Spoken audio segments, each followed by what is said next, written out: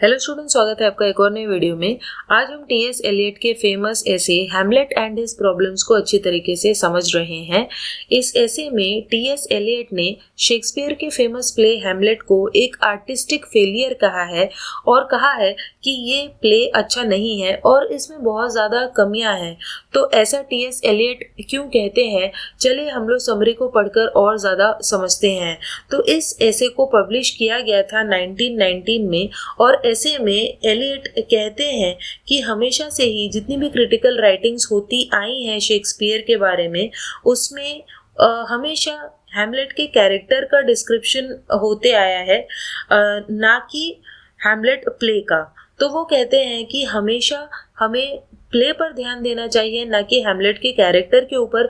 लेकिन जितने भी क्रिटिक्स हैं वो हमेशा हैमलेट के कैरेक्टर के बारे में बात करने लगते हैं, ना कि प्ले के बारे में, जो कि हमारा प्राइमरी ऑब्जेक्टिव होना चाहिए, हमारा प्राइमरी कंसर्न होना चाहिए। लेकिन ऐसा होता नहीं है, लोग हैमलेट के कैरेक्टर के बारे में बात करने लग जाते हैं। तो वो कहते हैं कि जो क्रिटिक्स हैं उन्होंने अपना पूरा अटेंशन हैमलेट के कैरेक्टर पर दिया है, हैमलेट प्ले पर नहीं। तो वो अपने पहले ही ऐसे से एलियट कहते आए हैं, उनका पहला ऐसे था the tradition and the individual talent. Eliot हमेशा से कहते आए हैं कि हमेशा जो क्रिएटेड वर्क है, यानी लिटरेचर का जो पीस है, उस पर हमें ध्यान देना चाहिए, वो हमारा प्राइमरी फोकस होना चाहिए। लेकिन एक ओवरव्यू अगर हम देखें हिस्ट्री ऑफ क्रिटिकल एंडेवर्स, यानी अभी तक अगर हम इतिहास देखें क्रिटिसिज्म का, तो उसमें हमें ये देखने को मिलता है कि एक एब्सेंस है इस फोकस का। लोग प्ले या जो एक्चुअल लिटरेचर का पीस है उसे छोड़कर लोग कैरेक्टर के बारे में बात करने लग जाते हैं, जो कि गलत है। सो वो कहते हैं कि स्पेशली रोमांटिक एज में ऐसा ही हो रहा था, जहाँ पे जो क्रिटिसिज्म है वो बस एक बहाना था, जहाँ पर लिटरेचर का क्रिटिसिज्म होता ही नहीं था रोमांटिक एज में, ऐसा एलियट कह रहे हैं। जो राइटर्स थे वो बस सेल्फ रेवलेशन, यानी अपनी इच्छाओं को प्रकट करने का, सेल्फ इंडल्जेंस का भी वही मतलब हुआ, यानी उनके मन में जो थॉट्स हैं, अपनी क्या उनकी इच्छाएं हैं, उसको प्रकट करने का एक तरीका वो क्रिटिसिज्म को समझते थे। और एक्चुअली जिस वर्क का क्रिटिसिज्म होना चाहिए वो होता ही नहीं था उनकी राइटिंग्स में। जो रोमांटिक राइटर्स थे उनके बारे में एलियट ऐसा कह रहे हैं। फिर वो एग्जाम्पल देते हैं कि कैसे कोलरिज और गोथ जैसे जो जीनियस राइटर्स थे वो भी इस फैलेसी, यानी इस कमी से पीछा नहीं छुड़ा पाए, और उनकी राइटिंग्स में भी हम इस कमी को देखते हैं कि कैसे उन्होंने अपने ही इमेजिनेशन का एक हैमलेट बना लिया और शेक्सपियर का जो हैमलेट था उसका कोई क्रिटिसिज्म तो किया ही नहीं। In their criticism they have presented an image of Hamlet out of their own fancy.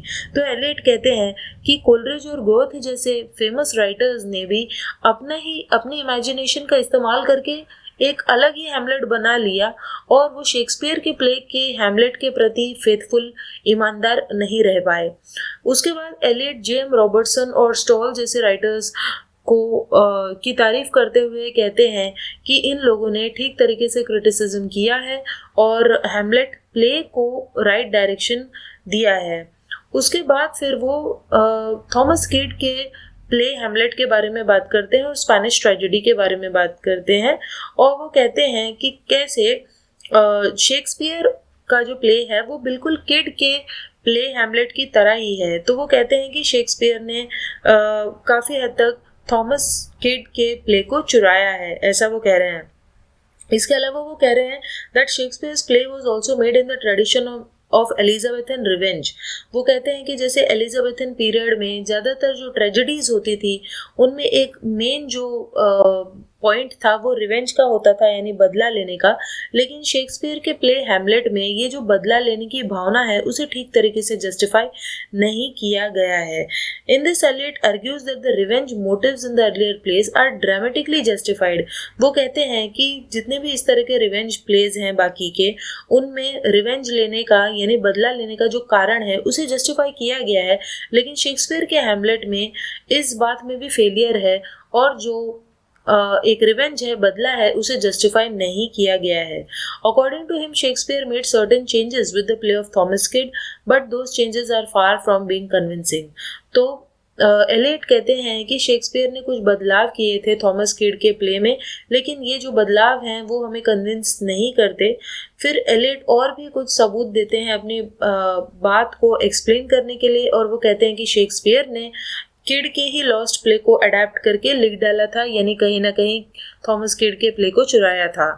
उसके बाद फिर एलियट रॉबर्टसन के व्यू को डिफेंड करते हुए कहते हैं कि जो शेक्सपियर का हैमलेट है वो एक मदर के गिल्ट के बारे में है, कि कैसे जो एक माँ है वो बहुत ज़्यादा गिल्टी महसूस कर रही है, उसे पछतावा है किसी बात का, और उस गिल्ट का उसके बेटे पर क्या असर होता है उसके बारे में है ये प्ले, ना कि रिवेंज के बारे में। According to Eliot the material of the play is intractable. तो एलियट कहते हैं कि इस प्ले का जो मटेरियल है वो आउट ऑफ कंट्रोल हो गया है, इंट्रैक्टेबल हो गया है, और शेक्सपियर उसे कंट्रोल में या ऑर्डर में लाने में नाकामयाब रहे हैं। तो इस तरीके से ये जो प्ले है वो एक आर्टिस्टिक फेलियर है।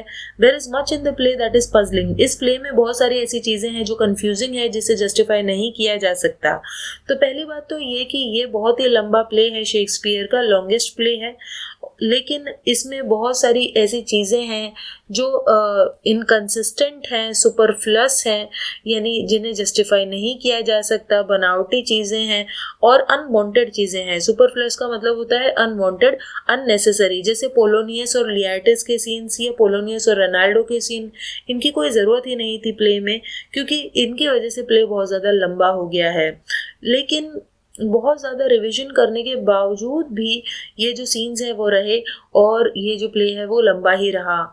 इसके अलावा जो कमी एलियट बता रहे हैं वो है ये कि इस प्ले की जो लाइंस हैं, वर्सेस हैं, वो काफ़ी अनइवन है और वेरिएबल है, यानी उन्हें भी ठीक तरीके से नहीं लिखा गया और इमेच्योर लाइंस को मैच्योर लाइंस के साथ डाल दिया गया है। इस तरीके से इस प्ले के जो थॉट्स हैं और वर्कमैनशिप, यानी जैसे लिखा गया है उनको, वो एक अनस्टेबल कंडीशन में है।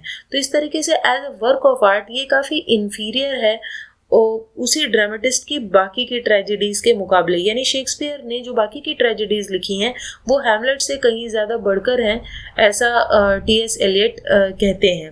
However the source of its real weakness lies much deeper.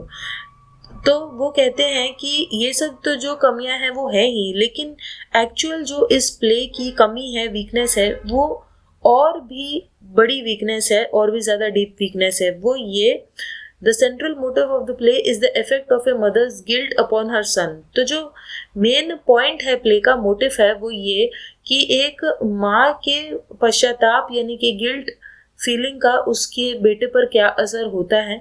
A mother's degradation causes unutterable torture and anguish in the son।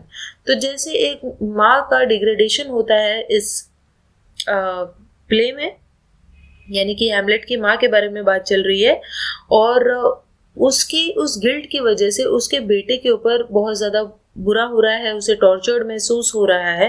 तो इस तरीके से उस माँ की जो गिल्ट है वो इस ड्रामा का मोटिव है, यानी इरादा है ये दिखाना। But the failure of the drama arises from the fact that Shakespeare could not handle the effect of a mother's guilt. लेकिन इस ड्रामा का फेल होने का कारण सबसे बड़ा वो ये है कि शेक्सपियर उस माँ के गिल्ट को ठीक तरीके से हैंडल कर ही नहीं पाए। उन्होंने जिस तरीके से ओथेलो प्ले में, ओथेलो ड्रामा में ओथेलो की जेलसी को हैंडल किया था, दिखाया था, या एंटनी का इन्फिचुएशन दिखाया था क्लियोपैट्रा की तरफ, कि कैसे एंटनी जो है वो बहुत ज़्यादा अट्रैक्टेड है क्लियोपैट्रा की तरफ, ये दिखाया था। ये कोरोलियनस के प्राइड यानी घमंड को दिखाया था। इन चीज़ों को उन्होंने जिस बढ़कर ढंग से दिखाया था, बहुत अच्छे तरीके से दिखाया था, उस अच्छे तरीके से वो हैमलेट में उस मदर के गिल्ट को नहीं दिखा पाए। There is some mysterious diffused feeling to which the dramatist has failed to give artistic expression. तो एलियट कहते हैं कि पूरे के पूरे प्ले में एक मिस्टीरियस फीलिंग है, एक पूरे प्ले में ही कहीं ना कहीं एक सैड इमोशन है, लेकिन कोई भी ऐसा पर्टिकुलर सीन नहीं है जिसमें वो सैडनेस उभर कर आए। This mysterious all pervasive emotion can not be localize in any one particular scene.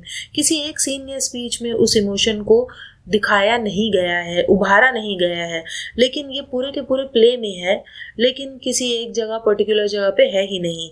ऐसा कोई पर्टिकुलर ऑब्जेक्ट नहीं है, इवेंट नहीं है, एक्शन नहीं है जो इस फीलिंग को दिखाए ताकि ये फीलिंग जो है ऑडियंस में जा सके। और यही इस प्ले की आर्टिस्टिक वीकनेस है, क्योंकि वो ऑब्जेक्टिफाई नहीं कर पाए, जो राइटर हैं शेक्सपियर इस इमोशन को ही ऑब्जेक्टिफाई नहीं कर पाए और जो ऑडियंस है उन तक वो इमोशन नहीं पहुंच पाए। तो इस तरीके से जो शेक्सपियर हैं वो इस प्ले हैमलेट में ऑब्जेक्टिव को रिलेटिव नहीं ढूंढ पाए। अब ऑब्जेक्टिव को रिलेटिव बहुत ज़्यादा इम्पोर्टेंट कॉन्सेप्ट है एलियट का। तो ऑब्जेक्टिव को रिलेटिव क्या होता है, एलियट बता रहे हैं हमें कि ऑब्जेक्टिव को रिलेटिव ऐसी कोई चीज़ होती है या सिचुएशन होती है या ऐसी कोई इवेंट होती है जो इमोशन को उभार कर ले आए, सच that when the external facts which must terminate in sensory perception are given, the emotion is immediately evoked। तो उस पर्टिकुलर चीज के कारण, उस सिचुएशन के कारण, उस एक्सटर्नल फैक्ट के कारण हमारे अंदर एक सेंसरी एक्सपीरियंस आता है और हमारे अंदर से तुरंत ही वो इमोशन बाहर आ जाता है। तो ऐसी चीज़ें जो हमारे इमोशन को बाहर निकाले उन्हें ऑब्जेक्टिव को रिलेटिव कहते हैं। लेकिन हैमलेट में ऐसी कोई चीज़ या ऐसी कोई इवेंट या ऐसी कोई सिचुएशन है ही नहीं। The dramatist should present such actions, events, characters as would arouse in the readers और the spectators the particular emotion aimed at by him. तो ड्रामेटिस्ट को ऐसे कोई एक्शन, इवेंट्स और कैरेक्टर्स दिखाने चाहिए जिसके कारण स्पेक्टेटर्स यानी ड्रामा को देखने वाले ऑडियंस के अंदर इस तरह का भाव प्रकट हो। For example the action, gestures and words of lady Macbeth. तो यहाँ पे एलियट हमें एग्जाम्पल दे रहे हैं कि कैसे मैकबेथ प्ले में लेडी मैकबेथ का जो स्लीप वॉकिंग सीन है या वो जैसे बर्ताव करती है, उसके ऊपर जो बीत रही है, ये एक बहुत ही पावरफुल मोटिव है जो ऑब्जेक्टिव कोरिलेटिव का काम करता है उस प्ले में। और इसी वजह से मैकबेथ एक बेटर ट्रेजेडी है ऐसा एलियट कह रहे हैं, क्योंकि जब मैकबेथ अपनी वाइफ के डेथ के बारे में सुनता है तो उसे जो बुरा लग रहा है, उसका जो इमोशन है वो ऑडियंस तक पहुंच रहा है। तो यहाँ पर मैकबेथ में एक ऑब्जेक्टिव कोरिलेटिव मौजूद है। इसी तरीके से ओथेलो जब दुखी होता है डेस्डेमोना के मर जाने पर, तो उसके अंदर जो दुख है वो भी बहुत ही अच्छे से दिखाया गया है। उसमें वो एक ऑब्जेक्टिव कोरिलेटिव है। तो उस एक्सटर्नल एक्शन की वजह से, यानी जब वो रोना धोना दिखाया जा रहा है तो इंटरनल इमोशन भी बाहर आता है और ऑडियंस के अंदर भी वो इमोशन पास ऑन होता है। लेकिन हैमलेट में ऐसा है ही नहीं। ना कोई ऑब्जेक्ट है, ना कैरेक्टर, ना सिचुएशन, ना इंसिडेंट है ऐसा जो ऑब्जेक्टिव को रिलेटिव बन जाए और अंदर से प्रिंस ऑफ डेनमार्क यानी कि हैमलेट के इनर एंग्विश को दिखा सके और उसके दुख को प्रकट कर सके। उससे सफरिंग तो हो रही है, हैमलेट बहुत ज़्यादा सफ़र कर रहा है, लेकिन उसकी सफरिंग का जो फुल इंटेंसिटी है वो बाहर ही नहीं आ पाता। So the full intensity of his horror at his mother's guilt is not conveyed by any character or action in the play. तो उसकी माँ की जो गिल्ट भावना है, जिस बारे में उसे बहुत ज़्यादा बुरा लग रहा है, ये किसी भी कैरेक्टर या एक्शन के ज़रिए बाहर नहीं निकाला गया है प्ले में।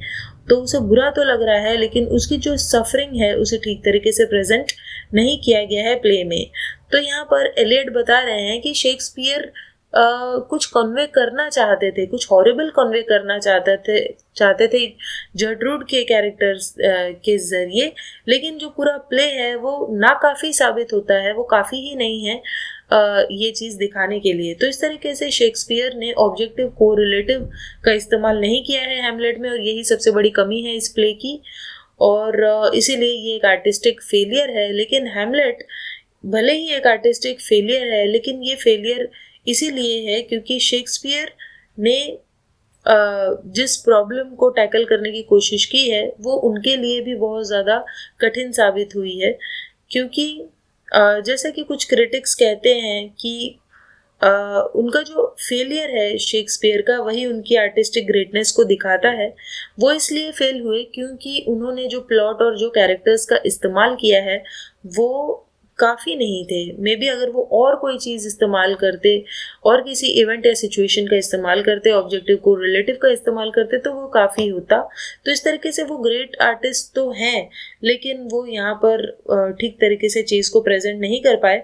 उसी तरीके से जैसे कि एक ग्रेट आर्टिस्ट फेल हो जाएगा अगर वो सही कलर और सही कैनवास का इस्तेमाल ना कर पाए तो वो एक अच्छी पेंटिंग नहीं बना पाएगा।